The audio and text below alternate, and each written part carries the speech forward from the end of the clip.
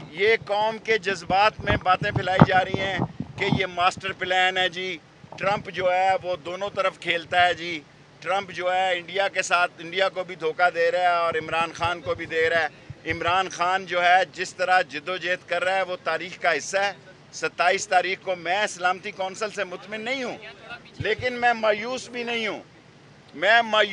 نہیں ہوں، اور انشاءاللہ تعالی کشمیر کا مسئلہ زندہ ہوا ہے اور عمران خان کی قیادت میں اور پاک فوج قمر جمید باجوہ کی قیادت میں چپا چپا لڑیں گے۔ 10 محرم گزر جائے، سارے کشمیر بارڈر پہ جا رہا ہوں، جس کو تکلیف ہے وہ سن لے۔ جس انڈین انفلوئنس ایجنٹوں کو تکلیف ہے کہ میں جذبات کی بات کر رہا ہوں، میں پاگل نہیں ہوں، میں قوم کے جذبات کو ساری دنیا کو بتانا چاہتا ہوں۔ ہمارے پاس کوئی آپشن نہیں ہے۔ یہ پہلے ایک گروپ ہے جو پروپیگنڈا کر رہا ہے عمران خان کے خلاف کہ جو کچھ کشمیر میں ہوا ہے یہ ماسٹر پلان ہے، یہ انٹرنیشنل پلان ہے اور کچھ نہیں ہونا۔